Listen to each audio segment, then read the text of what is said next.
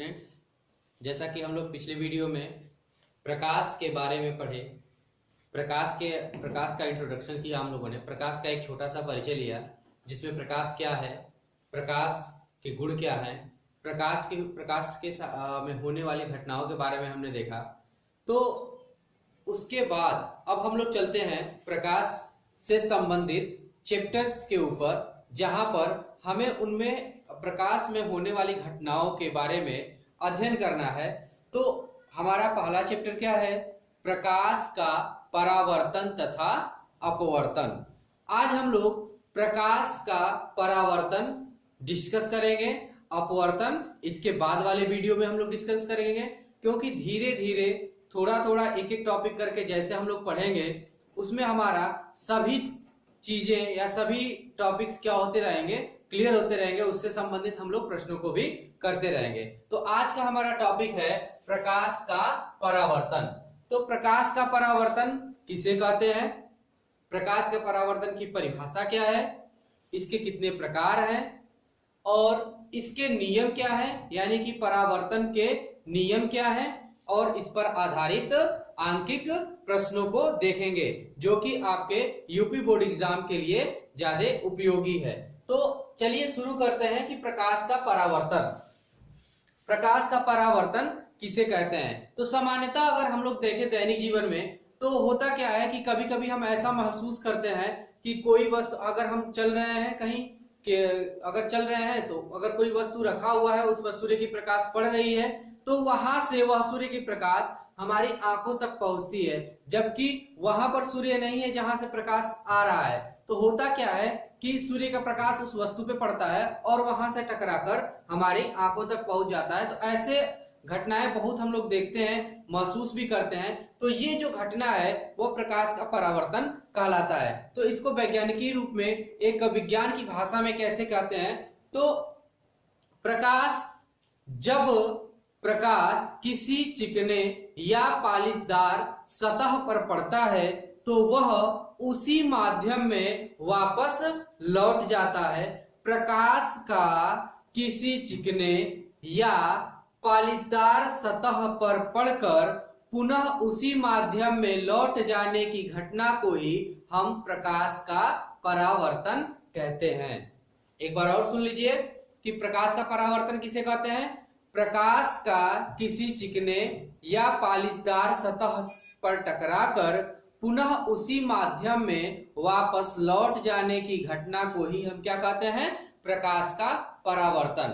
तो इसको हम एक किरण आरेख के द्वारा समझते हैं, जो किरण आरेख आपके लिए बहुत ही उपयोगी साबित होगा और इसे परीक्षाओं में भी पूछ लिया जाता है। तो चलिए देखते हैं क्या होता है प्रकाश का परावर्तन। तो इसमें कहा जाता है जब प्रकाश किरण एक पालिशदार या चिकनी सतह पर पड़ता है, तो मान लेते हैं यह एक पालिशदार या चिकनी सतह है, इस पर एक प्रकाश यानी प्रकाश की किरण क्या हो रही है, आ रही है, और इस चिकनी या पालिशदार इस चिकनी और पालिशदार सतह से टकराती है। फिर टकराने के बाद क्या होता है, वह उसी माध्यम में पुनः वापस लौट जाती है। तो प्रकाश का किसी चिकने पालिशदार सतह से टकराकर पुनः उसी माध्यम में वापस लौट जाने की घटना को ही हम कहते हैं प्रकाश का परावर्तन। अब इसमें प्रकाश के परावर्तन में कौन कौन से शब्दों का प्रयोग किया जाता है, कौन कौन से शब्दावलियों का प्रयोग किया जाता है, उसकी परिभाषाएं क्या होती हैं, उसके बारे में हम लोग जानते हैं। तो ये जो हम लोग पालिशदार या चिकनी सतह देख रहे हैं, जिसको बोल रहे थे, वह होता है हमारा परावर्तक पृष्ठ। परावर्तक पृष्ठ, जो प्रकाश किरण आती है उसको हम कहते हैं आपतित किरण। उसको क्या कहते हैं, आपतित किरण। आपतित किरण परावर्तक पृष्ठ पर टकराने के पश्चात जो किरण उसी माध्यम में वापस लौट जाती है उसको हम लोग कहते हैं परावर्तित किरण। क्या कहते हैं, परावर्तित किरण, आपतित किरण परावर्तक पृष्ठ के जिस बिंदु पर मिलता है उस बिंदु को हम कहते हैं आपतन बिंदु। क्या कहते हैं? आपतन बिंदु। अब आपतन बिंदु से परावर्तक पृष्ठ पर खींचा गया लंब, अब यहां से हम आपतन बिंदु से परावर्तक पृष्ठ पर एक लंब खींचते हैं, तो आपतन बिंदु से परावर्तक पृष्ठ पर खींचा गया लंब अभिलंब कहलाता है। अभिलंब कहलाता है, इसको n से भी लिखते हैं। अब अभिलंब और आपतित किरण के बीच बने कोण को देखिए, अभिलंब और आपतित किरण के बीच एक कोण बन रहा है, इस कोण को हम कहते हैं आपतन कोण, इसको हम I से प्रदर्शित करते हैं।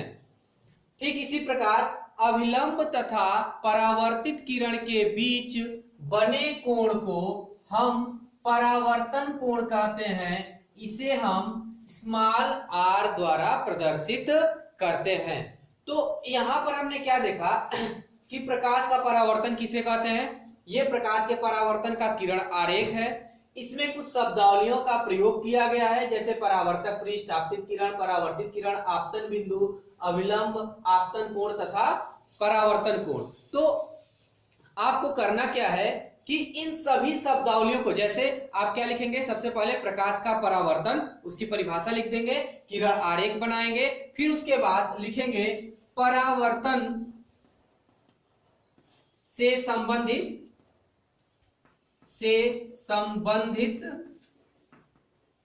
परिभाषाएं।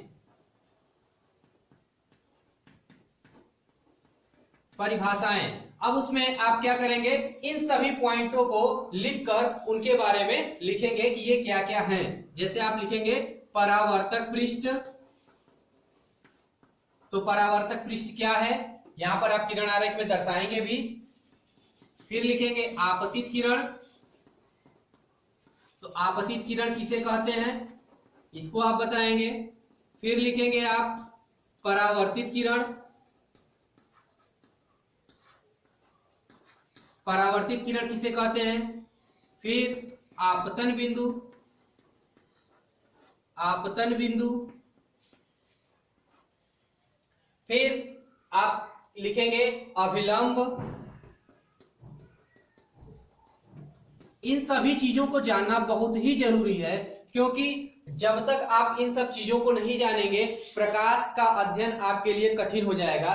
तो आपको ये सभी चीजें जानना बहुत जरूरी है। इसके बाद लिखेंगे आप आपतन कोण,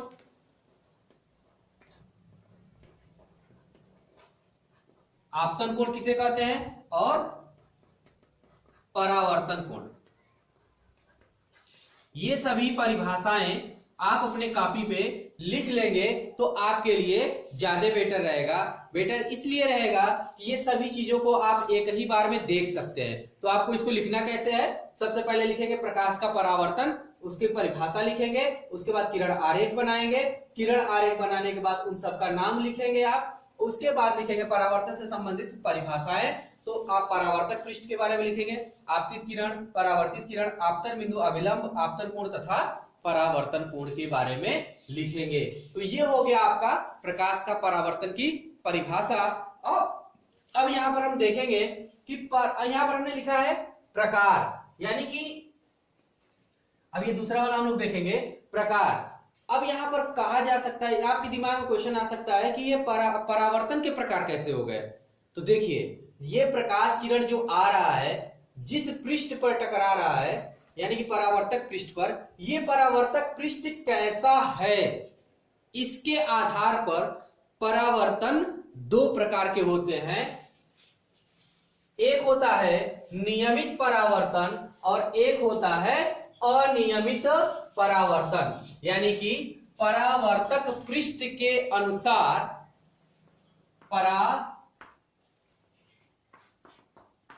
परावर्तक पृष्ठ के अनुसार परावर्तन दो प्रकार के होते हैं। एक होता है नियमित यानी रेगुलर रिफ्लेक्शन, नियमित परावर्तन, और दूसरा होता है अनियमित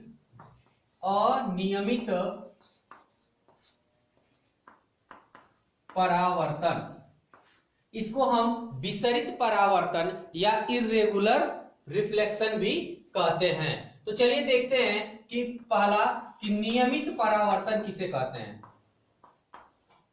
नियमित परावर्तन किसे कहते हैं? तो अभी हमने क्या कहा कि नियमित परावर्तन उसके परावर्तक पृष्ठ से संबंधित है। तो नियमित परावर्तन किसे कहेंगे? यहां पर नियमित परावर्तन में जब प्रकाश किरण या जब प्रकाश किरणें या जब समांतर प्रकाश किरणें किसी समतल सतह पर आपतित होती है, तो देखिए यहां पर हम कुछ समांतर प्रकाश किरणों को ले रहे हैं। जब समांतर आपतित किरण किसी समतल, ध्यान दीजिएगा, समतल सतह पर आपतित होती है तो परावर्तन के पश्चात परावर्तित किरणें भी आपस में क्या होती हैं? समांतर होती हैं। इस प्रकार के परावर्तन को हम नियमित परावर्तन कहते हैं। क्या होता है नियमित परावर्तन में? जब समांतर आपतित किरणें किसी समतल पृष्ठ पर आपतित होती हैं तो परावर्तन के पश्चात सभी परावर्तित किरणें एक दूसरे के समांतर होती हैं। इस प्रकार के परावर्तन को हम नियमित परावर्तन कहते हैं। इसमें होता क्या है कि मैक्सिमम जो आपका प्रकाश होता है, प्रकाश जो आपतित होता है, परावर्तन के पश्चात मैक्सिमम जो आपकी प्रकाश किरणें होंगी वो आपको दिखाई देती हैं। दूसरा क्या है? अनियमित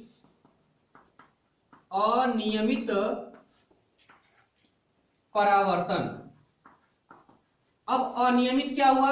अनियमित नाम से ही स्पष्ट है, यह एक तरीके से नहीं हो रहा है। तो इसमें होता क्या है कि जब प्रकाश किरण किसी खुरदुरे या घिसे हुए पृष्ठ पर आपतित होता है, तो जब प्रकाश किरण किसी खुरदुरे या घिसे हुए पृष्ठ पर आपतित होता है तो उसमें जो परावर्तित किरणें होती हैं वह एक दूसरे के समांतर नहीं होती हैं। इस प्रकार के परावर्तन को हम अनियमित परावर्तन कहते हैं। अनियमित परावर्तन किसे कहते हैं? इसका परावर्तक पृष्ठ कैसा है? खुरदुरा हुआ है या घिसा हुआ है, जबकि नियमित परावर्तन में कैसा होता है? पृष्ठ एक समतल चिकना होता है। अब नियमित और अनियमित परावर्तन के एक उदाहरण, अनियमित परावर्तन का उदाहरण क्या है? तो अनियमित परावर्तन में हम क्या करते हैं, इसका एग्जाम्पल हम कैसे देख सकते हैं? तो जो घरों में खिड़कियों में शीशे लगाए जाते हैं, आप देखे होंगे कि खुरदुरे लगाए जाते हैं। इससे होता क्या है कि उससे होकर आने वाली जो प्रकाश किरणें हैं वह एक तरीके से यानी कि नियमित तरीके से नहीं आ पाती हैं, जिससे सूर्य के चकाचौंध से हम क्या होते हैं? बच जाते हैं। यहाँ पर एक ध्यान देने वाली बात क्या है कि नियमित प्रकाश का या नियमित प्रकाश में परावर्तित किरणें अनियमित परावर्तन में प्रकाश किरणों से ज्यादा चमकीले होते हैं। यानी कहने का मतलब क्या है कि जो नियमित परावर्तन में परावर्तित किरणें हैं वो अनियमित परावर्तन में परावर्तित किरणों से ज्यादा चमकीले होते हैं।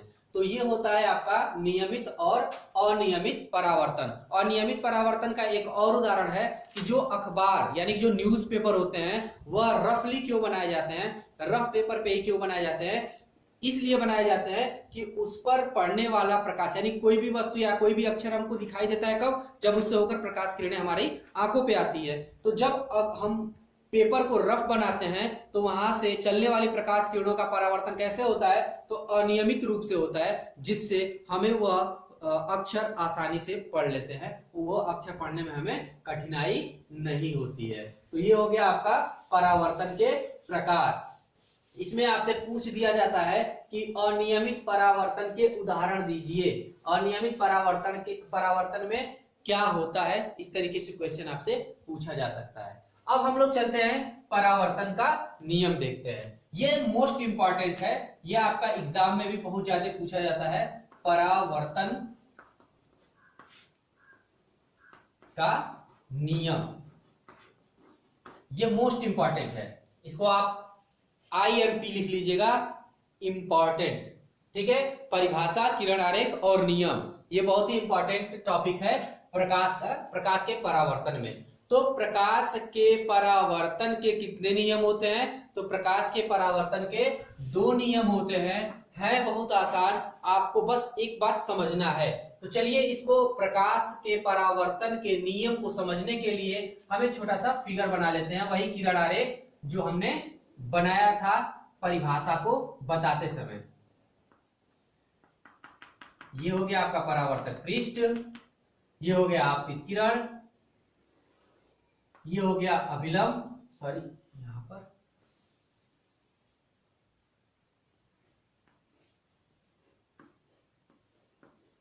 ये हो गया अभिलंब, ये हो गया आपतन बिंदु, ये हो गया आपतन कोण और ये हो गया परावर्तन कोण। ये परावर्तक पृष्ठ है। अब परावर्तन का पहला नियम क्या है कि आपतित किरण, ध्यान दीजिएगा इस किरण आरेख पर ध्यान दीजिएगा, ये कौन सी किरण है? तो आपतित किरण। तो आपतित किरण, परावर्तित किरण तथा आपतन बिंदु पर खींचा गया लंब तीनों एक ही तल में होते हैं। ध्यान दीजिएगा, बिंदु मत कहिएगा या ना लिखिएगा। आपतित किरण, परावर्तित किरण तथा आपतन बिंदु पर खींचा गया लंब, यह तीनों एक ही तल में होते हैं। ये आपका पहला नियम है। हम लिख नहीं रहे हैं, इसको आप ध्यान से सुनिए, आंख बंद कीजिए, किरण आरेख को दिमाग में बनाइए और उसको एक बार बोलिए। इसमें कहना क्या है कि आपतित किरण, परावर्तित किरण तथा आपतन बिंदु पर खींचा गया लंब, जिसको हम अभिलंब कहते हैं, तीनों एक ही तल में होते हैं। दूसरा नियम क्या है कि परावर्तन में, प्रकाश के परावर्तन में आपतन कोण तथा परावर्तन कोण परस्पर बराबर होते हैं। क्या होता है कि प्रकाश के परावर्तन में आपतन कोण, परावर्तन कोण परस्पर बराबर होते हैं। इसको गणितीय रूप में लिखना होगा तो हम इस प्रकार लिखेंगे कि कोण I इज इक्वल टू कोण R। ये होता है आपका प्रकाश के परावर्तन का नियम। इस पे कुछ प्रश्न बनते हैं, आंकिक प्रश्न पूछे जाते हैं, तो वो आंकिक प्रश्न आपका अगला टॉपिक है, उसको डिस्कस किया जाएगा। अभी इतने में आपको देखिए, जब एक सिस्टमेटिक तरीके से आप पढ़ेंगे तो चीजें आसान हो जाती हैं, समझने में आसान होती है, याद करने में आसान होती है और लिखने में भी आसानी होती है। तो यहाँ पर आप सबसे पहले प्रकाश का परावर्तन परिभाषा बताएंगे, उसमें होने वाले शब्दों का प्रयोग बताएंगे, उनकी परिभाषाओं को जानेंगे, फिर परावर्तन कितने प्रकार का होता है, उसके नियम कौन कौन से हैं। उसके बाद आपको नियम पर आधारित कुछ प्रश्न मिलेंगे, आंकिक प्रश्न मिलेंगे, जिनको आपको सॉल्व करना होगा। अब प्रकाश के परावर्तन के नियम के बाद अब इसकी बारी किसकी आती है? तो इस पर आधारित प्रश्नों की, आंकिक प्रश्नों की, कि इस पर सवाल कैसे पूछे जाते हैं। इस पर आपके उत्तर प्रदेश माध्यमिक शिक्षा बोर्ड के जो बोर्ड के एग्जाम होते हैं उसमें इस पर से आधारित छोटे छोटे प्रश्न पूछ लिए जाते हैं, इसी नियम पर आधारित, सिर्फ इसी नियम पर, जो कि बहुत एक छोटा सा आपका सूत्र कह सकते हैं उसको, कि जिसमें कोण I बराबर कोण R के होता है, उस पर आधारित एक सवाल पूछ लिया जाता है। तो है क्या इसमें, जैसे मान लीजिए आपके सामने ये प्रश्न है, प्रश्न है किसी समतल पृष्ठ पर आपतित किरण अभिलंब के साथ 60 अंश का कोण बनाता है तो परावर्तन कोण ज्ञात कीजिए। देखिए फिजिक्स में कोई भी सवाल हो, भौतिक विज्ञान में कोई भी सवाल हो, उसको लगाने से पहले सबसे पहले उस प्रश्न को समझिए कि उसमें दिया क्या है और उसको हम कैसे लिखेंगे। तो यहाँ पर चलिए हम एक एक लाइन करके पढ़ते हैं। किसी समतल पृष्ठ पर आपतित किरण अविलंब के साथ 60 अंश का कोण बनाता है। तो पहले हम इसको एक किरण आरेख के रूप में बनाने का प्रयास करते हैं। तो कह रहा है कि एक समतल पृष्ठ पर, तो एक समतल पृष्ठ हम ले लिए,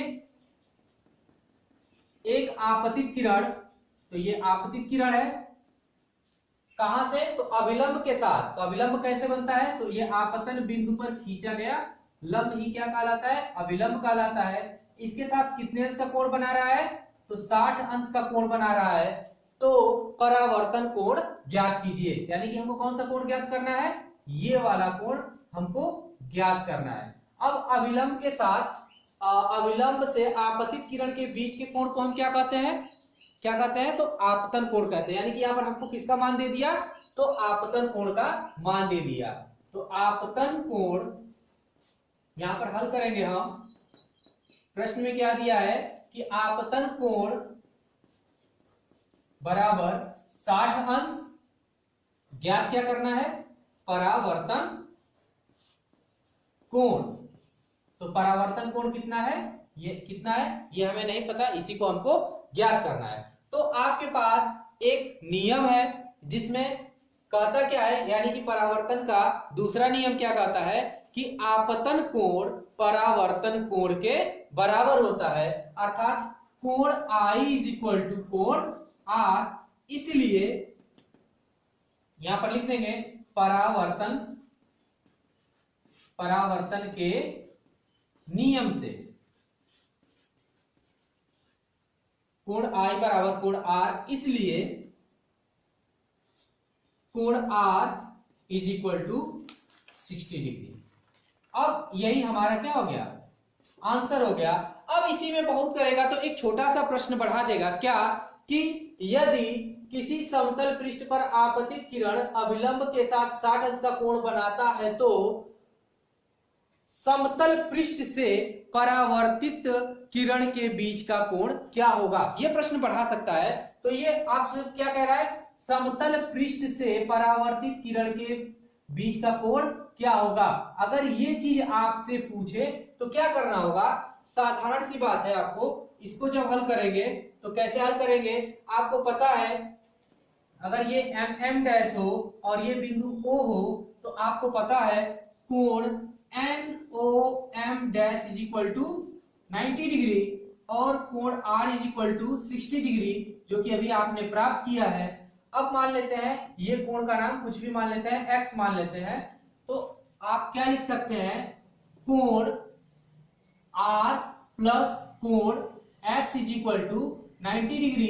देखिए ये कोण और इस कोण का योग कितना होगा, ये पूरा कोण के बराबर, और ये है कितना, तो 90 अंश। अब यहाँ पर R का मान आपको पता है, ये 90 है ही, तो X का मान आप आसानी से ज्ञात कर सकते हैं। यानी कि 60 अंश प्लस कोण X is equal to 90 degree, तो कोण X इज इक्वल टू क्या हो जाएगा, तो 90 में से 60 घटाएंगे तो 30 अंश। अर्थात कह सकते हैं कि समतल के साथ परावर्तित किरण, यानी समतल और परावर्तित किरण के बीच कितने अंश का कोण बन रहा है, तो 30 अंश का कोण बन रहा है।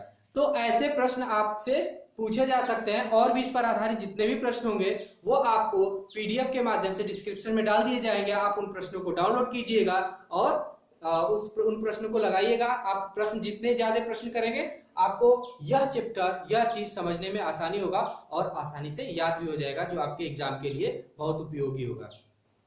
धन्यवाद।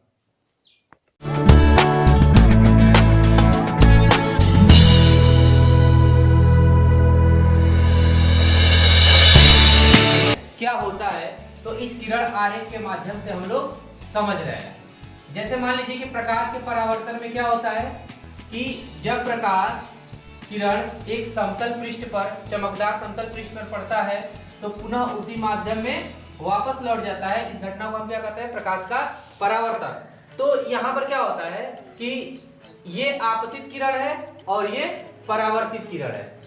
यदि प्रकाश के परावर्तन की घटना में, यदि प्रकाश के परावर्तन की घटना में हम परावर्तित किरण को आपतित किरण मान लें तो आपतित किरण परावर्तित किरण की भांति व्यवहार करेगा।